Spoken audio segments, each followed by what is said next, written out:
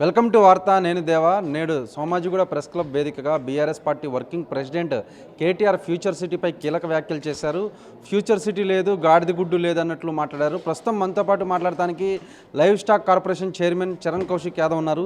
చెప్పండి సార్, కేటీఆర్ మాట్లాడినటువంటి వ్యాఖ్యలు మీ ఫ్యూచర్ అంటే మీరు ఎప్పటి నుంచో చెప్పుకుంటూ వస్తున్నారు ఫ్యూచర్ సిటీయే తెలంగాణకు దిక్సూచిగా మారనుందని, కానీ అటువంటి ఫ్యూచర్ సిటీపై కీలక వ్యాఖ్యలు చేశారు. ఎట్లా చూడొచ్చు అంటే బీఆర్ఎస్ పార్టీ ఫ్యూచర్ లేని బీఆర్ఎస్ పార్టీ కావచ్చు, కల్వకుంట్ల కుటుంబం కావచ్చు, ప్రతిరోజు నిత్యం కూడా ఫ్యూచర్ సిటీ లేదు, ఒక ఆయన రద్దు చేస్తుంటారు. హరీష్ రావు గారేమో మొన్న ప్రెస్ మీట్ పెట్టి ఫ్యూచర్ సిటీ మేము వస్తే రద్దు, మీరు వచ్చేయలేదు సచ్చేయలేదు, మీరు రద్దు ఎక్కడ చేస్తావు, ఫ్యూచర్ సిటీలో ఏమున్నాయి చూసిరా సార్ పోయి. అమెజాన్ సెంటర్ ఉంది, అక్కడ already future city development authority ఏర్పాటు చేసారు, అక్కడ ఆఫీస్ అయినాయి. అదే కాకుండా పోలీస్ కమిషనరేట్ వచ్చింది, ప్రతి ఒక్క పోలీస్ కమిషనర్ అన్నారు, అక్కడ యాక్టివిటీ స్టార్ట్ అయినాయి, 300 ఫీట్ల రోడ్లు స్టార్ట్ అయినాయి. దాన్ని రద్దు చేస్తామంట. రద్దు చేస్తాను జగన్ రెడ్డి ఇంటికి పంపారు ఆంధ్రప్రదేశ్లో. మీరు రద్దు చేస్తానని ఆల్రెడీ మిమ్మల్ని ఇంటికి పంపారు, ఇక భవిష్యత్తు మీరు వచ్చేయలేదు సచ్చేయలేదు. ఆల్రెడీ కల్వకుంట్ల కవిత గారు చెప్పారు, మీరు చేసినట్టు అవినీతి దోపిడీ అంతా ఇంత కాదు కదా.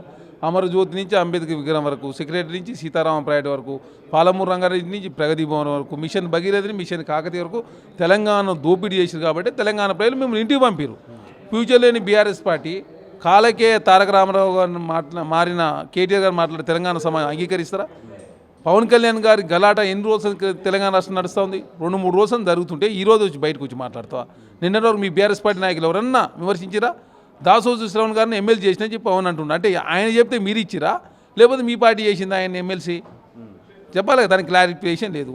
తర్వాత ఒడ్లు ఇప్పుడు ఎవరు కొంతలేరు, కేంద్ర ప్రభుత్వం కొంత, కేంద్రాన్ని పల్లెత్తి మాట అన్నా అనలేదు. అంటే నరేంద్ర మోడీ డైరెక్షన్లో పవన్ కళ్యాణ్ ఉంటే ఆ పవన్ కళ్యాణ్ మీరంతా కలుసుకొని తెలంగాణ రాష్ట్రంలో పచ్చని తెలంగాణలో నిప్పులు పెట్టే ప్రయత్నం బీఆర్ఎస్ పార్టీ, కేసీఆర్, కేటీఆర్, హరీష్ రావు, పవన్ కళ్యాణ్, నరేంద్ర మోడీ, అమిత్ షా కలిసి చేస్తున్నట్టు చాలా స్పష్టంగా కనపడతాం.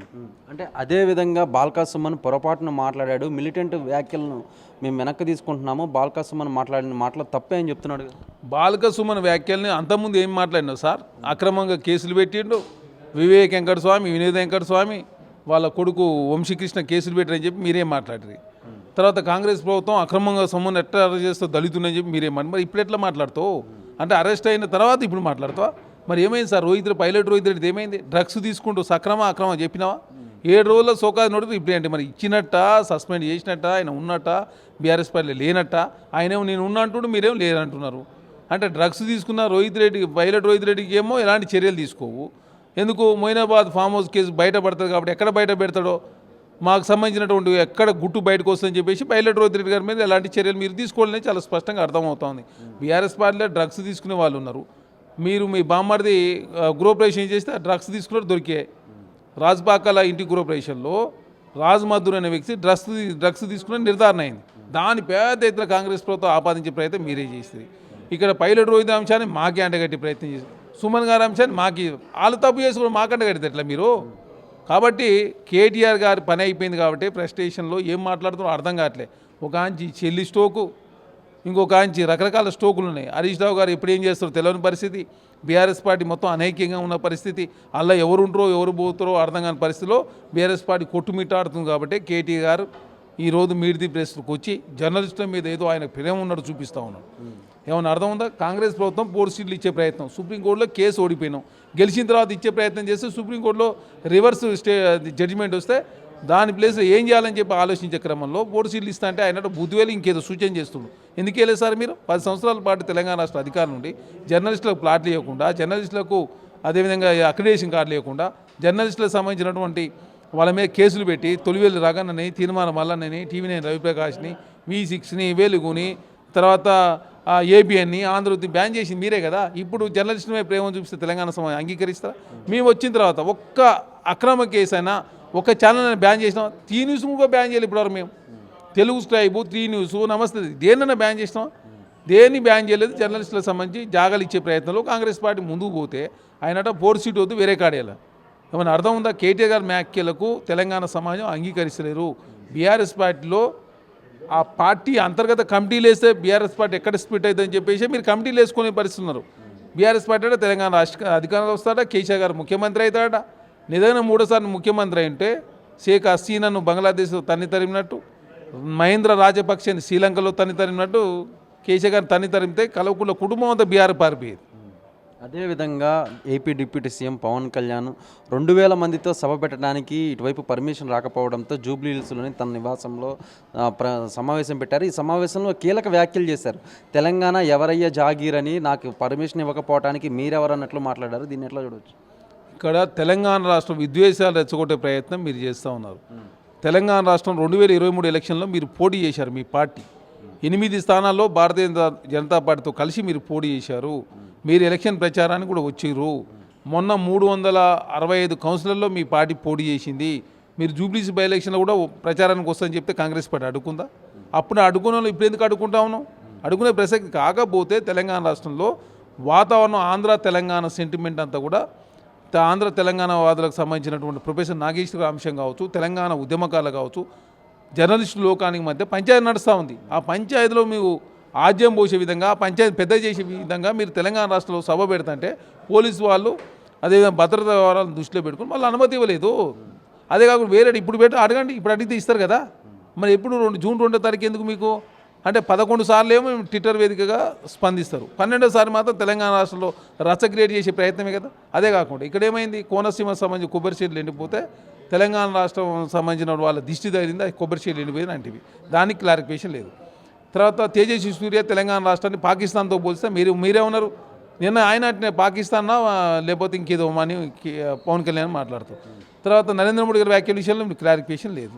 తెలంగాణ రాష్ట్రం సంబంధించిన నిధుల విషయంలో ఏమైనా మాట్లాడినావా? తెలంగాణ విభజనలు ఏమైనా పరిష్కరించని చెప్పి మాట్లాడినావా? బీఆర్కి ఇచ్చిన ఆంధ్రకి ఇచ్చిన మాకు తెలంగాణ కూడా నిధులేయండి, నాకు ఆంధ్ర తెలంగాణ 2 కళ్ళ లాంటి అని చెప్పి మాట్లాడినావా? ఇప్పుడు వచ్చి తెలంగాణ రాష్ట్రంలో నాకు తెలంగాణ అంటే ప్రేమ, అందుకే నేను కొండగట్ట అంజని తెలంగాణ ప్రాంతం అని పోలుస్తామని నాకు అర్థం కాదు. ఎప్పుడన్నా తిరుపతి టీటీడీ టెంపుల్ ఎప్పుడన్నా మేము ఆంధ్ర అని చెప్పి భావించినామా? దేవుళ్ళ కాడ కూడా ప్రాంతాలు ఉంటాయి, దేవుళ్ళ కాడ కులాలు ఉంటాయి, దేవుళ్ళ కాడ మతాలు ఉంటాయి. పవన్ కళ్యాణ్ గారు ఆధ్యాత్మిక వేత్తనంటారు, లేకపోతే నేను సనాతన ధర్మాన్ని రక్షిస్తానంటావు. అంటే సనాతన ధర్మం ముసుగులో కూడా మీరు రాజకీయం చేస్తే తెలంగాణ సమాజం ఎట్లా అంగీకరిస్తారు మిస్టర్ పవన్ కళ్యాణ్ గారు?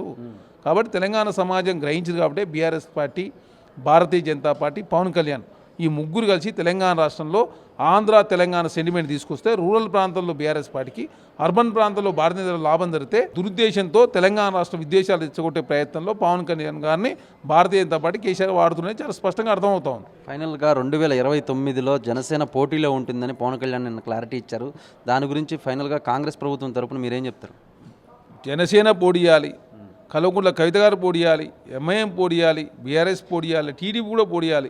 దేశంలో ఇంకేమైనా పార్టీలు ఉంటే కూడా తెలంగాణ రాష్ట్రంలో పోటీ చేయాలని చెప్పి కోరుకుంటాను. ఇక పవన్ కళ్యాణ్ గారు నిజంగా శాతం అయితే కొడంగల్లో కూడా పోటీ చేయి, ఎవడొద్దన్నాడు?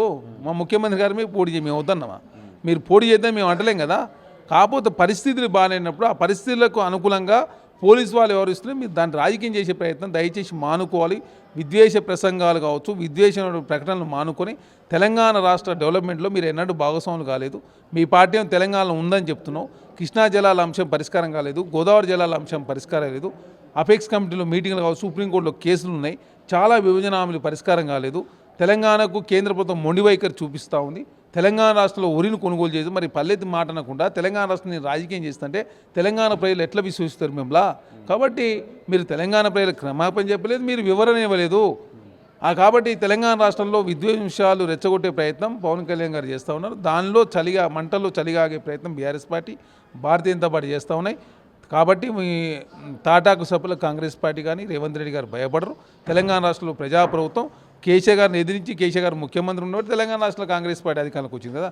నరేంద్ర మోడీ గారు కేంద్రంలో ప్రధానమంత్రి, తెలంగాణలో కేసీఆర్ గారు ముఖ్యమంత్రిగా, ఆంధ్ర రాష్ట్రంలో జగన్మోహన్ రెడ్డి ముఖ్యమంత్రిగా ఉన్నప్పుడే తెలంగాణ రాష్ట్రంలో కాంగ్రెస్ పార్టీని అధికారం తీసుకొచ్చింది రేవంత్ రెడ్డి గారు. ఇప్పుడు తెలంగాణ రాష్ట్రంలో కాంగ్రెస్ పార్టీ అధికారంలో ఉంది, కర్ణాటకలో మేము పక్కనే అధికారంలో, మొన్ననే కేరళలో ముఖ్యమంత్రి అయ్యాడు, తమిళనాడులో మాకు కోయిలేషన్ ఉంది, జార్ఖండ్లో కోయిలేషన్ ఉన్నాం, జమ్మూ కాశ్మీర్లో కోయిలేషన్ ఉన్నాం, రేపు ఇంకా మిగతా రాష్ట్రాల్లో కాంగ్రెస్ పార్టీ గెలవబోతూ ఉంది. దేశవ్యాప్తంగా అధిక ధరతో ప్రజలు ఇబ్బంది పడుతూ ఉన్నారు. నరేంద్ర మోడీ ఇదే అధిక ధరలు ఇట్నే కంటిన్యూ అయితే దేశంలో భారతీయ జనతా పార్టీ పొత్తు పెట్టుకోవడానికి ఏ పార్టీ ముందుకు రాదు. 33 పార్టీలు పోయినసారి వచ్చిన ఈసారి వచ్చే అవకాశం లేదు. అదే కాకుండా భారతీయ జనతా పార్టీ కావచ్చు, భారతీయ జనతా పార్టీ ఎంపీ సీట్లు డబల్ డీ దాటే అవకాశం ఉండదు. సింగిల్గా కాంగ్రెస్ పార్టీ దేశంలో అధికారం రాబోతూ ఉంది. ప్రధానమంత్రి రాహుల్ గాంధీ కాబోతున్నప్పుడు తెలంగాణ రాష్ట్రంలో కాంగ్రెస్ పార్టీ పవన్ కళ్యాణ్ గారు తాటాక సభలకు, కేసీఆర్ గారు తాటాక సభలకు, కేటీఆర్ చూస్తే కాంగ్రెస్ పార్టీ భయపడదు కదా. కాబట్టి తెలంగాణ రాష్ట్రంలో కాంగ్రెస్ పార్టీ ప్రజలు నమ్ముకున్నాం. మీరు విద్వేషాలు రెచ్చగొట్టే ప్రసంగాలను నమ్ముకున్నారు. మీరు కాబట్టి విద్వేషాలను ఒక సైడ్, తెలంగాణ ప్రజలు ఒక సైడ్. కాబట్టి తెలంగాణ ప్రజలు ఇట్లాంటి రాజకీయాలు చాలా సందర్భాల్లో చూసి కాబట్టి పవన్ కళ్యాణ్ ఆదరిస్తలేరు, భారతీయ జనతా పార్టీ కూడా ఆదరిస్తలేరు, బీఆర్ఎస్ పార్టీని ఆదరిస్తలేరు. కాబట్టి కంటోన్మెంట్లు ఓడిపోయారు, జూబ్లీ సెలక్షన్ ఓడిపోయారు. తెలంగాణ రాష్ట్రంలో అన్ని ఎంపీ స్థానాల్లో బీఆర్ఎస్ పార్టీ ఓడిపోయి 37% ఓటు బ్యాంక్ 17% పరిమితి గుండు సున్నా. పార్లమెంట్లో బీఆర్ఎస్ పార్టీ పెట్టినప్పుడు ఎప్పుడు కూడా ఎంపీ లేని సందర్భం లేదు. 2005లో 5, 2009లో 2, 14లో 11 మంది, 19లో 9 మంది, ఈరోజు గుండు సున్నా కదా. బీఆర్ఎస్ పార్టీ పని అయిపోయింది కాబట్టి తెలంగాణ రాష్ట్రంలో ప్రజలు ఆదరణ కరువైంది, తెలంగాణ సమాజానికి అర్థమైంది. అంటే పవన్ కళ్యాణ్ ఒక సహోదరుడిగా ఇంటికి వస్తే బిర్యానీ పెడతాను కానీ తెలంగాణ వాదాన్ని మాత్రం కించపరిస్తే ఊరుకోనని కేటీఆర్ చెప్తున్నాడు కదా. కించపరిస్తే ఎవరు ఊకోరు. నిన్న మాట్లాడేసి ఇవాళ మాట్లాడితే ఎట్లా? అంటే నిన్న మాట్లాడితే మాకు లాభం అవుతుంది కాబట్టి నిన్న వదిలేసినాం, ఇలా మాట్లాడితే ఎట్లా? అంటే మీరిద్దరు మాట్లాడుకొని తెలంగాణ రాష్ట్రంలో ప్రజలను పిచ్చోళ్ళు అనుకుంటారు. తెలంగాణ ప్రజలు విజ్ఞులు, చాలా తెలివి కలవారు. మీలాంటి వాళ్ళు చాలామంది తెలంగాణ ప్రజలు సమాజం చూసింది కదా. ఆరాం నిజాం రాజులను చూసిరు, తర్వాత హైదరాబాద్ రాష్ట్రాన్ని చూసిరు, తర్వాత హైదరాబాద్ రాష్ట్రంలో ఆంధ్ర రాష్ట్రంలో కలిపిన తర్వాత ఆంధ్రప్రదేశ్ని చూసిరు. తెలంగాణ ప్రజలు చాలా విజ్ఞులు, తెలివి కలవారు, చాలామందిని చూసిరు. కాబట్టి తెలంగాణ ప్రజలు రాజకీయం అర్థమవుతుంది కాబట్టి బీఆర్ఎస్ పార్టీ ఇంటికి పంపారు. అంటే 2029లో జనసేన పోటీ చేసినా కాంగ్రెస్కి ఎటువంటి డోకా ఉన్నదా? జనసేనే కాదు, టీడీపీ కూడా పోటీ చేయాలని చెప్పి కోరుకుంటున్నాం. టీడీపీ కాదు, ఇంకెవరు, జగన్మోహన్ రెడ్డి కూడా వచ్చి పోటీ చేయాలి. ఎవడొద్దన్నాడు, మేము వద్దన్నామా? ఎన్ని పార్టీలు పోటీ చేస్తే మాకు అంత లాభం. మీరు అందరూ వచ్చి తెలంగాణ రాష్ట్రంలో పోటీ చేయండి, లేదా అందరు కలిసి కూడా కాంగ్రెస్ పార్టీ మీద అందరు కలిసి పోటీ చేస్తాను కూడా ఇస్తే కూడా కాంగ్రెస్ పార్టీ ఎదుర్కోవడానికి సిద్ధంగా ఉంది. చూశారు కదా, మొత్తం మీద కనుక మనం చూసుకున్నట్లయితే 2029లో జనసేనతో పాటు మిగతా పార్టీలన్నీ కూడా పోటీ చేసినా కాంగ్రెస్ ప్రభుత్వమే అధికారంలోకి వచ్చి తీరుతుందని అయితే మాత్రం live stock corporation chairman Charan Kaushik Yadav చెప్పుకొచ్చారు. కార్తీక్తో దేవా, వార్త, హైదరాబాద్.